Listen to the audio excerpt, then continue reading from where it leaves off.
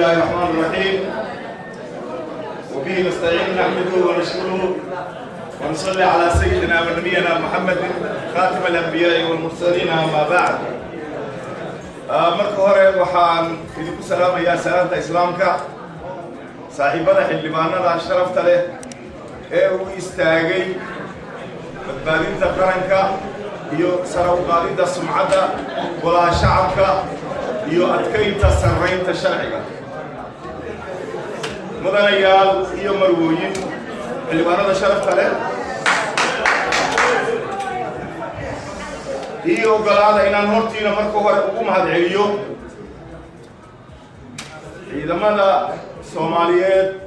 ee isugu jiray qaybaheeda kala duwan police military and nabad sugid sidii sharafta lahayd ee ay u badbaadiyeen sumcadda golaha shacabka iyo tan ummadda Soomaaliyeed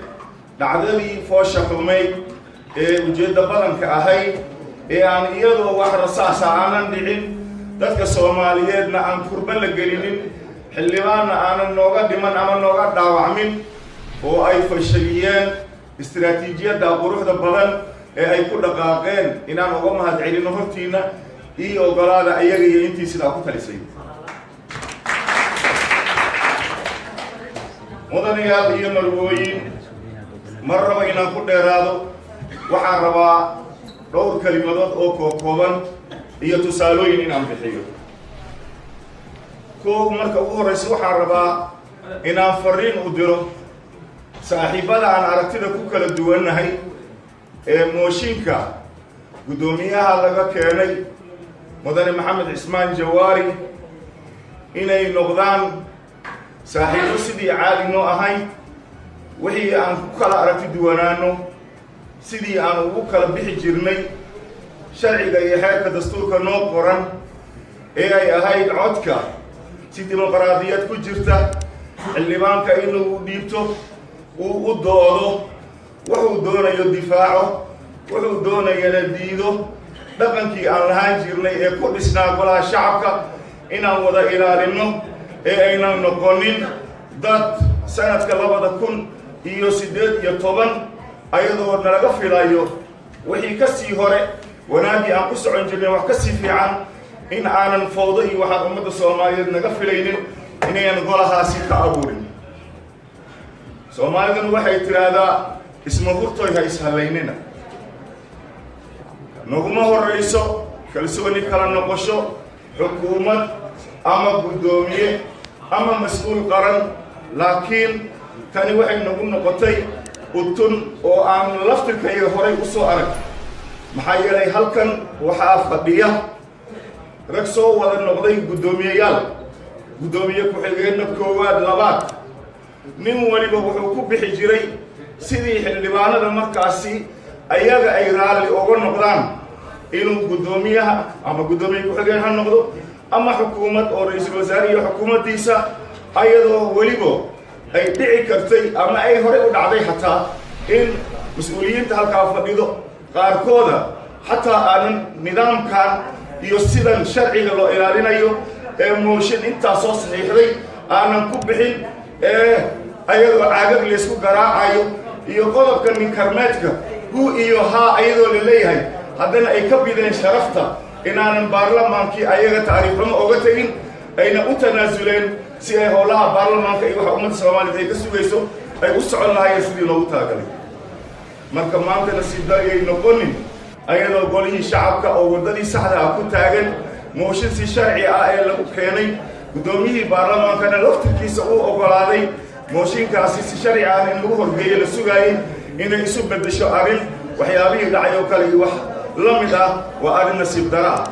marka taasi waxaan ka digaynaa mar kalena aan leenahay haddii shalay si khaldan talo xun lagu soo siiyey guddoomiyaha mooshinka ka yaallo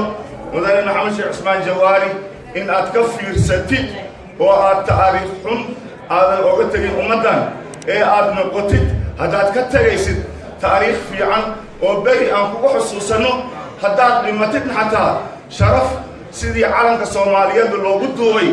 mudane Sheekh Mukhtaar oo kale adigan inaad taariikh la saadaafatid وآذن قنن من تاريخ مذو وغتغى بالشدة الصوماليين وأذينا ما عرفتي ما عاجي وحودي ما تعرف وضعني قال لي مرومين ما كان سر اللي هاي دوميا موشيكا كيالو وحان خصوصينا يا وأنا أصلا قادنا يا وضعني الشيخ مختار وقدوميه اللي حكم كي بارلمان وما أنت markii ay arintu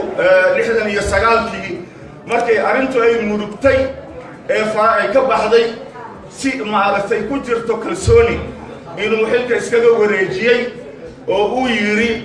talada markaan waxay u baahan tahay raggeeda oo halkaas bastooladihi ee la filayay in isku garaaco uu kaga badbaadiyay taladana maanta sida ay markaasi ay ku toostay u lahaa sharafteeda iyo magaceeda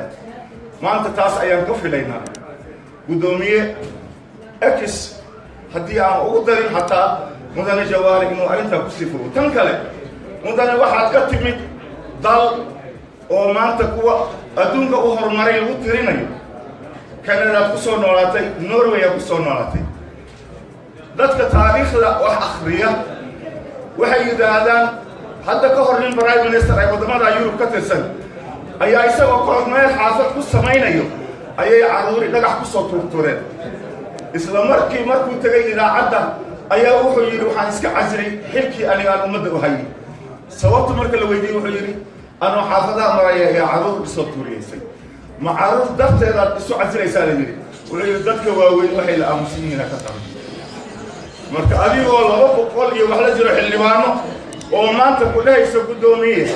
si sharaf leh iskaaga tag xilkan iskaaga tag in adiga aad isku dhajisid waxay la mid noqonaysaa weedii faarax galooley laga soo wariyey ee isagii iyo cabdirashiid cali sharmaarka allah u naxariisteen ayagoo gaari isla saaran oo ari carbeed wadada fariistay shabeelle ee uu yidhi baabuurkan jooji ma iska daa hoon baan u yeerinayaa isagaa dhaqaaqa yuri marxuum cabdirashiid cali sharmaarka markaasuu yidhi faarax galooley warkan hoonku uma dhaqaaqayee u kaadi war moogeyso markaasuu yidhi haye maxaad samaynaysaa intuu degay ayuu labada dheg ka qabtay faarax galooley ay carbeedkii intuu jiiday ayuu laamigiisi naxariistana bannaanka uga tuuray war faarax waa sidee weli maxaad samaysay war ma hayside iska aamusuu yidhi madaxweyne maya tartiib unbaa intaad tiraahdo iska kici lahaa uu yidhi madaxweyne afrikaan iyo ari carbeed meeshay fariistaan in laga jiiyo maahan waxa ayaan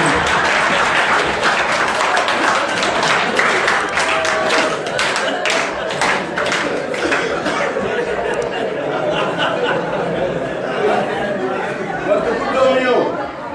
intii lagaa jiida hasmid in weygeeridiisa waa yaqaanaa ee iska ilaali dadkan ee balaayada gadaal ka fadhiyo ee aad moodid in aan loo jeedin warnimo yahow waxaan leenahay dadka fitnada gadaal ka wado geel ayaa waxaad rabtaa inuu ari ku gabado ilaahaan kugu dhaashay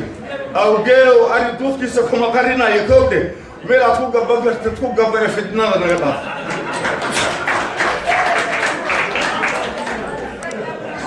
hadal iyo dhammaantii kuwa ujeedadoodana waa garanayaa markay mushkilad ay abuuraan kadib waxay noqonaysaa ka bacdi inay shiribkii reer afgooye ay noo qaadaan oo yidhaahdaan dhiib buuxaan burkutuur bacdi bannaankaada ka joog xildhibaanayaalow saaxiibayaalow yaana isku kaaya dilin annagaa ishuraynin annagaa isla soo qaraabnay annagaa isla soo rafaadnay annagaa isla soo jabnay annagaa waddankaan wada dhaaranay inaan badbaadino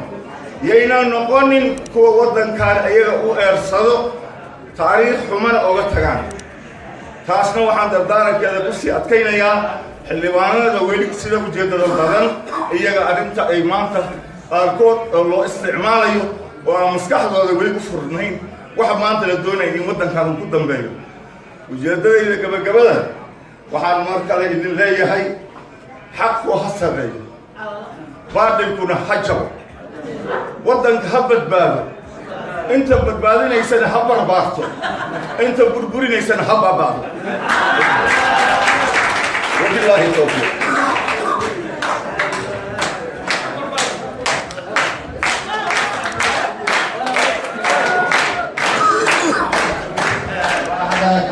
ayuu